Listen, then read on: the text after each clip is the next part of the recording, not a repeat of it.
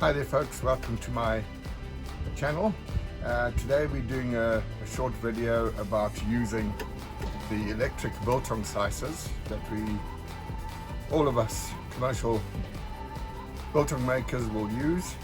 It's made by a company called ELECRTRIC in South Africa. Other companies also make them as well and market them. This particular one is from ELECRTRIC, South African biltong. It's a stick of dried meat which we need to turn into nice thin bits of biltong like that for bagging and packaging purposes. Some people like it as sticks, so we sell it as sticks as well.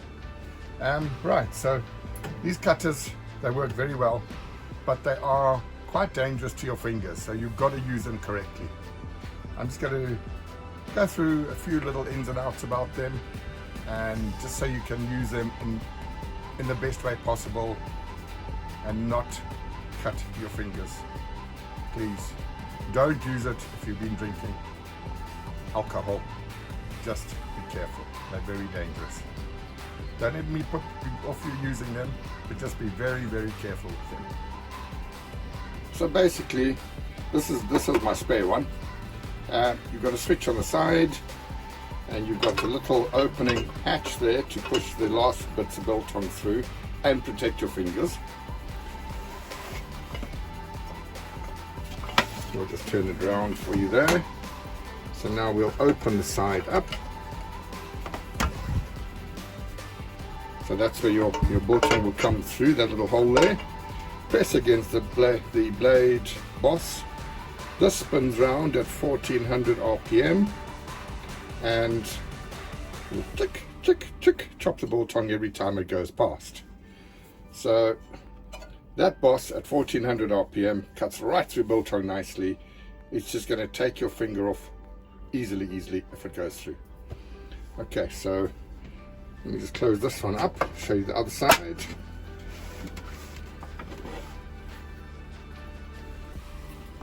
So that's how it would be. That there.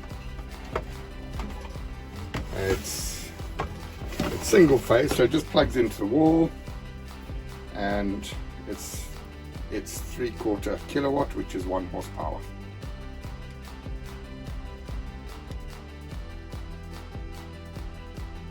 Okay, so there is a blade. It's a metal blade, very, very sharp. You can see that how sharp it looks there. It really is made. That's a brand new one.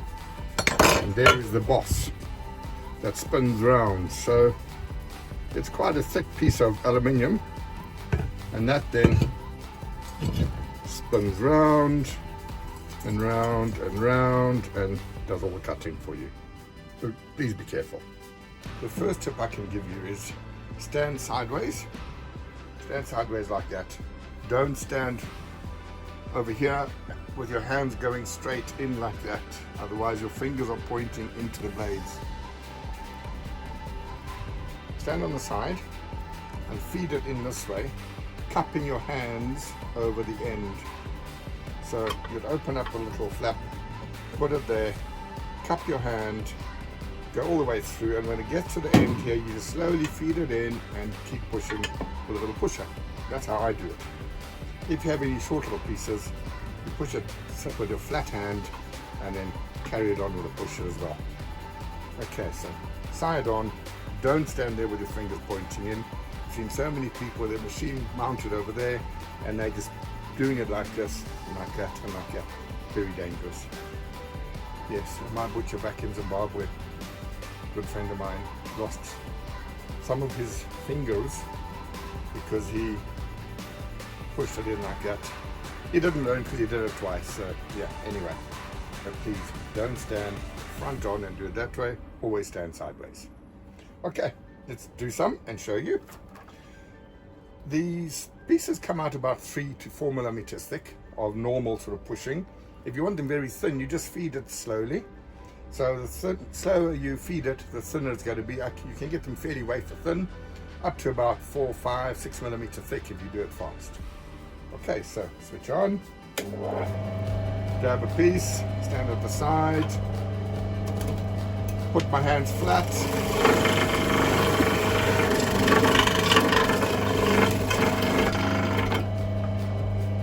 piece. It's a little shorty. Put it in, flat. You can cup it if you need a little bit.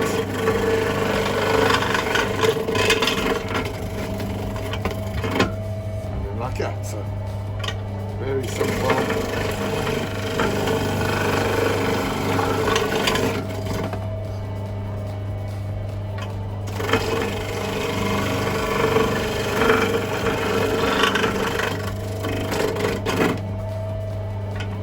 If you do it very slowly,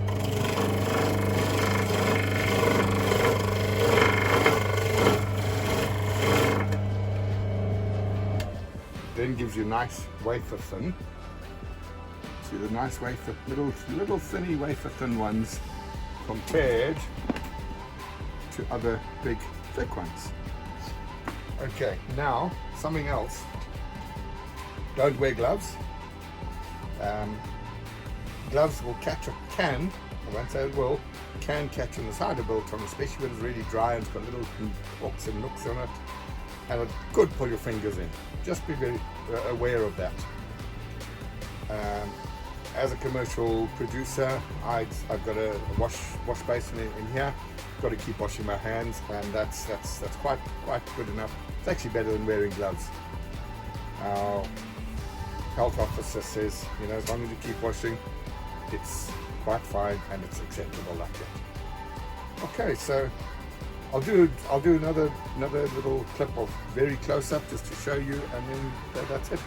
Take care with them, guys. Just be very careful.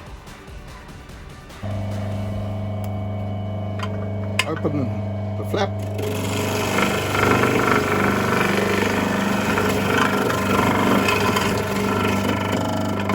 Nice little simple movement. As you get to there, you bring the flap closed and it'll push it through. Do another little shorty.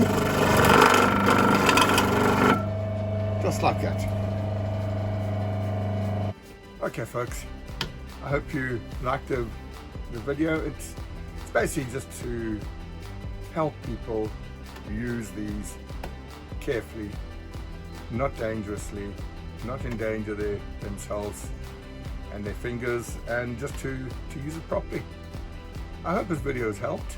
If you liked the video, please like it, subscribe to my channel, and we'll see you on the next one. Thank you.